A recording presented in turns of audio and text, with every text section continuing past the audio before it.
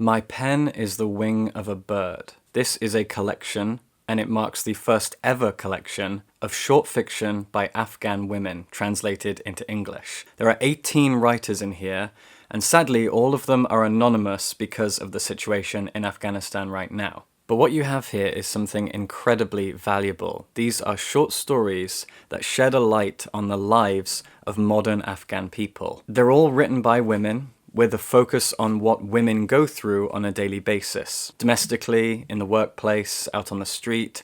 Some of these stories are speculative. Some of them are based on real events.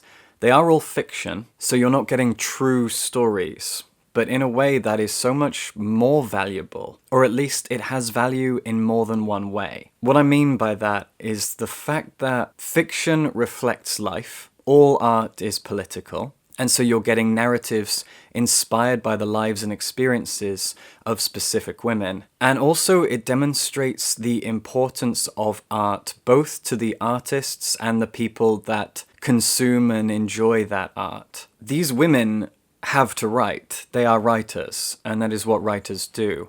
They are creating art under pressure, under threat, under risk, but they continue to do it. The very existence of this collection speaks to the tenacity and the immutable daringness of the writers who put all of this together. As for what you'll actually find in here, there's a wealth of experiences and perspectives that you'll find here. As I said, some of these stories take place in the home or in the workplace or on the street. Some of them are very relatable. They can be very, very simple tales about the threat of domestic violence, the pressures that families put on us, the pressures of patriarchal systems. These are things that all of us can relate to in some way.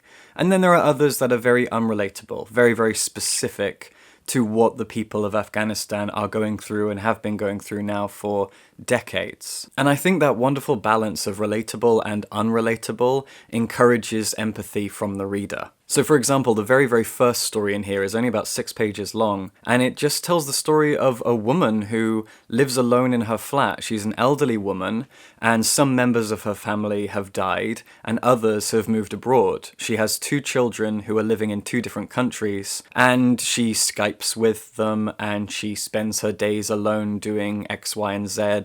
There's a lovely moment where quite often she leaves her apartment to go pick up groceries or something, and there's a little white dog that often tries to come into her apartment building and she has to shoo it away. And this time she just doesn't. She lets it follow her down the street. She lets it come into the building because she's sick of being alone. And it's a very poignant moment. And again, this is a very relatable thing. Parents have to say goodbye to their children as their children move away and live their own lives, and those parents can get lonely, especially if they are by themselves. All of this is very relatable. But it's also very specific to Afghanistan because her children have moved away out of necessity, looking for a better, safer, more fortuitous life. And she's kind of already lived hers, so she stays. There's another story later on about a woman who married for money. She marries a local rich guy, and she is his second wife. And her life actually gets worse as a result. She marries out of poverty and into a very abusive household. In the introduction, which I really recommend you read, it talks about how visceral some of the stories are, and it looks at how everyday household objects can become a kind of a threat, a symbol of oppression.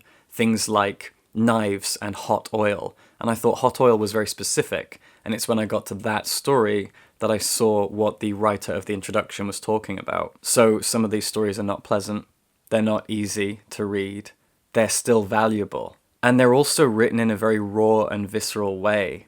A lot of these writers don't have much experience, they are just writing from their heart, writing from their experiences.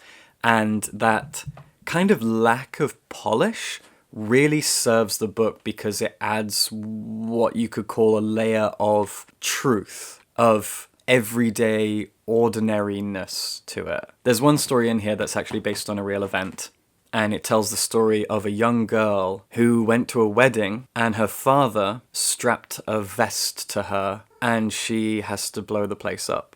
The real event that this story was based on happened in 2019. And even without it being based on a real event, it's still the most harrowing story in here, but the fact that it's also based on something that really happened in Kabul only 3 years ago sent a chill down my spine. And it reminds you of how much you don't know about the world outside of your world. One of the stories that hit me hardest was actually the final story in the collection, and I finished the collection late at night and I went to bed thinking about this one story.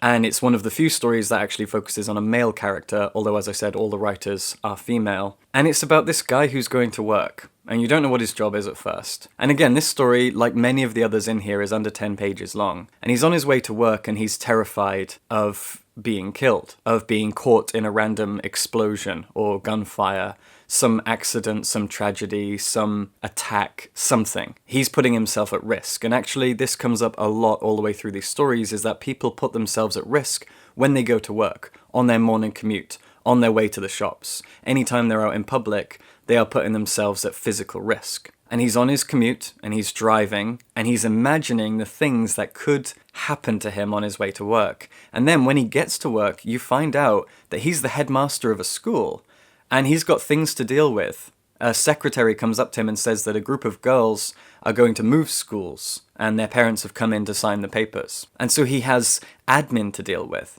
And yet he also has his own kids that he has to pick up from school. He has his own family to deal with. And he's spending so much of his mental energy on staying alive, and the best way to do that while trying to live a normal life and have a very important job that is going to influence thousands of children and their lives as they go on into the world. It's a story that really, really hit me hard. I think a lot of the stories in this collection are things that are just going to kind of pop up in my mind as my life goes on. I'll be in a cafe or walking down the street or talking to someone, and I'll be reminded of a story that I read in this collection. I really need this to do well. I really need people to buy and read and support this. This was created by Untold, and it took them 2 years to put it together. In the afterword at the back of the book, it talks about how much time and effort was put into creating this on all sides of the creative process.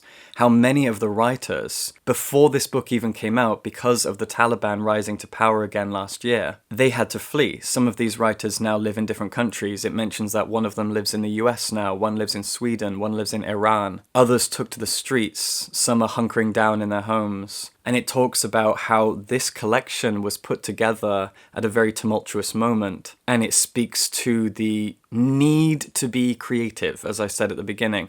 This need for the writers to be creative and tell their truths and tell their stories, because art is a form of protest. Art is a form of survival. We live through our art and our stories and our truths. And that's what the anonymous women who make up the 18 writers of this collection have done and continue to do through their art, through their writing. I'm so grateful to this book for existing. I'm so grateful to Untold for creating it, and the translators that worked on it, and of course the women who wrote the stories in the first place. I'm just amazed that it exists at all. It's the kind of thing that is so remarkable in its sheer existence that it deserves all of the attention in the world. If you have the money, if you have the time, please buy a copy of this book. Show that the voices of these women who have dared and risked so much to create it are worth something to you. Also, as a side note, I happened to watch the Danish movie Flee, which is about a young gay man fleeing Afghanistan and ending up eventually in Denmark and telling his story. Watch that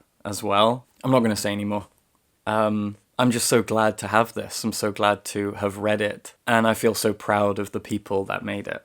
That'll do. Subscribe for books.